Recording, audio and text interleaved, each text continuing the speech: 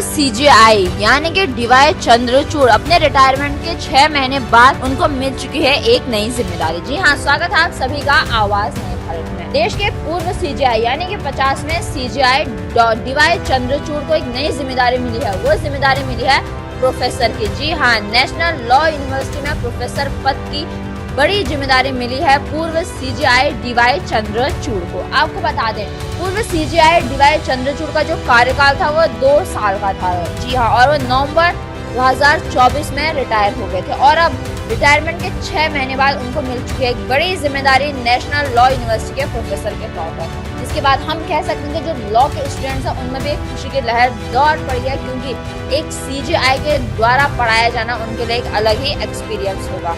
अब बात करते हैं भारत में सीजीआई की भूमिका को लेकर। सबसे पहले बात करते हैं कि जब डीवाई चंद्रचूड़ भारत के सीजीआई पद से रिटायर होते हैं तो उसके बाद भारत के 91 सीजीआई बनते हैं पूर्व सीजीआई संजीव खन्ना। जी हाँ, अब पूर्व सीजीआई संजीव खन्ना भी रिटायर हो चुके हैं और अब भारत को मिल चुके हैं 14 मई से 52वें सीजीआई यानी कि सीजीआई बीआर गवई। जी हाँ, भारत को मिल चुके हैं अपने दूसरे दलित सीजीआई और भारत के पहले बौद्ध सीजीआई बीआर गवई। अब जानते हैं भारत में सीजीआई कैसे बनते हैं। आपको बता दें, जो सीजीआई का जो चयन होता है वो सुप्रीम कोर्ट में कोलेजियम होता है, उसके द्वारा होता है, जिसमें सुप्रीम कोर्ट के वरिष्ठतम न्यायाधीश मौजूद होते हैं और वरिष्ठता के आधार पर ही जो प्रेजेंट के सीजीआई होते हैं, जो वर्तमान में जो सीजीआई होते हैं, वो अपने रिटायर होने के समय पर जो सबसे वरिष्ठ न्यायाधीश होते हैं उस समय सुप्रीम कोर्ट में मौजूद उन्हीं के नाम को आगे भेजते हैं सरकार के पास सीजीआई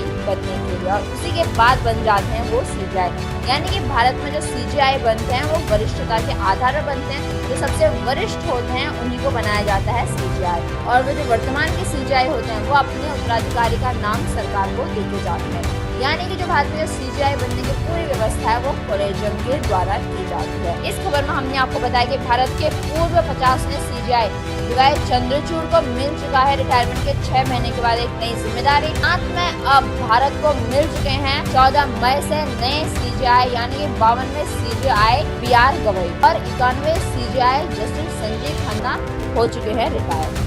आपके इस खबर के बारे में जो भी विचार आप हम तक जरूर साझा करें और आप ऐसे लेटेस्ट अपडेट्स के लिए बने रहिए आवाज नए भारत के साथ और सब्सक्राइब करें आवाज नए भारत को।